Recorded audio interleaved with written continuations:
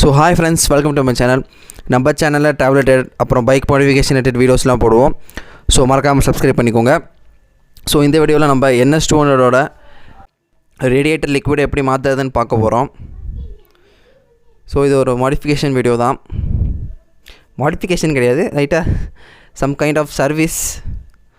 So actually உங்களுக்கு இங்கே பார்த்தா தெரியும்னு நினைக்கிறேன், மினிமமில் தான் இருக்குது. ஸோ இதை இன்றைக்கி மாற்ற போகிறோம். ஃபஸ்ட் அதுக்கு டேங்க் ரிமூவ் பண்ணணும். ஸோ இந்த 2 போல்ட்டை ரிமூவ் பண்ணணும்.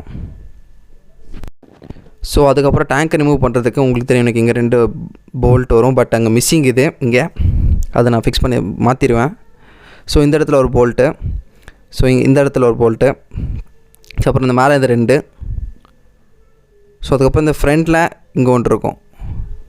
சேம் இதே மாதிரி ஆப்போசிட் சைடும் சேம் அதே மாதிரி இந்த இடத்துல ஒன்று இருக்கும். சேம் இதே மாதிரி இங்கே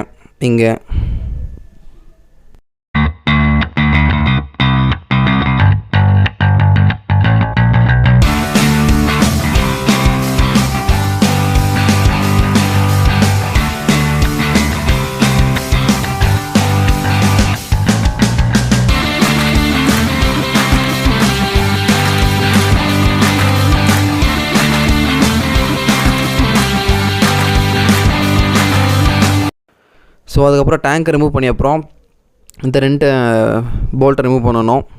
ஸோ அதனால் நம்ம ரேடியேட்டரை ரிசர்வாயரை ரிமூவ் பண்ண முடியும் அதனால். ஸோ அதுக்கப்புறம் டேங்க் கழட்டுறதுக்கு மேக்ஸிமம் ஃபுல் ஆலன் கீ தான், நார்மல் போல்ட் கிடையாது, ஆலன் கீ தான்.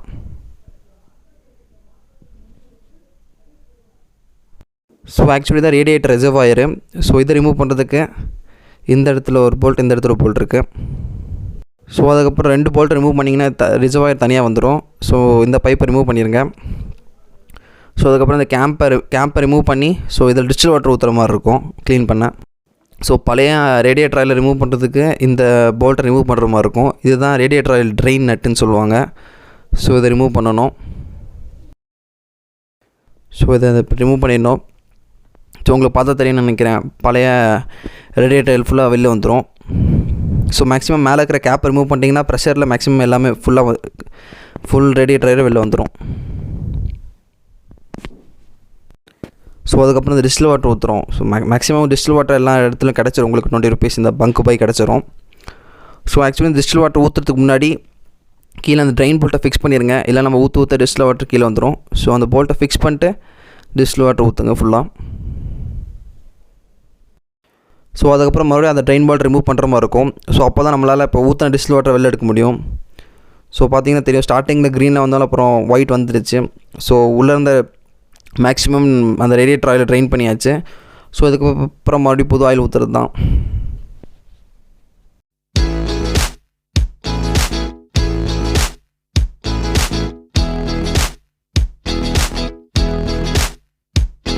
ஸோ ரேடியேட்டர் ஆயில் இந்த மோட்டரோட தான் யூஸ் பண்ண போகிறோம். இது உங்களுக்கு 210 rupees வருது.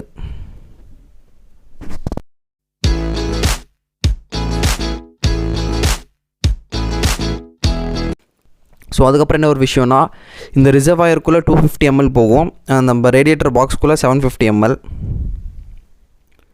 ஸோ ப்ராப்பராக நீங்கள் ஃபிக்ஸ் பண்ணிக்கோங்க.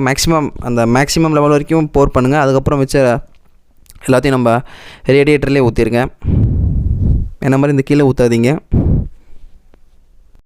ஸோ அதுக்கப்புறம் உங்களுக்கு பார்த்து தெரியும் நினைக்கிறேன், பழைய ரேடியேட்டர் ஆயில் ஃபுல்லாக ட்ரெயின் பண்ணியாச்சு. ஸோ அதுக்கப்புறம் வண்டி சப்போஸ் ஹீட்டாக இருந்துச்சுன்னா இந்த கேப்பை ஃபஸ்ட் ஓப்பன் பண்ணாதீங்க, கூல் டவுன் பண்ணிட்டு அதுக்கப்புறம் ஓப்பன் பண்ணுங்கள். ஸோ மேக்ஸிமம் லெவல் வரைக்கும் ரேடியேட்டர் ஆயில் போர் பண்ணியாச்சு. ஸோ அதுக்கப்புறம் பார்த்து தெரியும் நினைக்கிறேன். ஸோ அதுக்கப்புறம் டேங்க் பேடு எல்லாம் ப்ராப்பராக ஃபிக்ஸ் பண்ணிக்கோங்க. ஸோ உங்களுக்கு ஃபிக்ஸ் பண்ணிட்டு சொல்கிறேன்.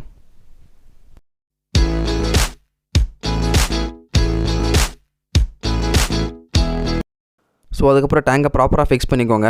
ப்ராப்பராக ஃபிக்ஸ் பண்ணி பேரலாக டைட் பண்ணுங்கள். ஸோ அன்இவனாக டைட் பண்ணி உங்களுக்கு அந்த வைப்ரேஷன் ப்ராப்ளம் வரும்.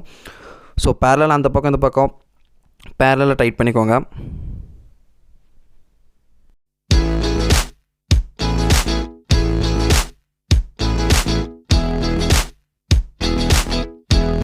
ஸோ அவ்வளோதான், அந்த ப்ராசஸ் முடிஞ்சுது. இந்த வீடியோ உங்களுக்கு இன்ஃபர்மேட்டிவாக இருந்திருக்கும்னு நினைக்கிறேன். ஸோ இந்த வீடியோ உங்களுக்கு பிடிச்சிருந்தால் மறக்காமல் லைக் பண்ணுங்கள், ஷேர் பண்ணுங்கள், சப்ஸ்கிரைப் பண்ணுங்கள். தேங்க்யூ.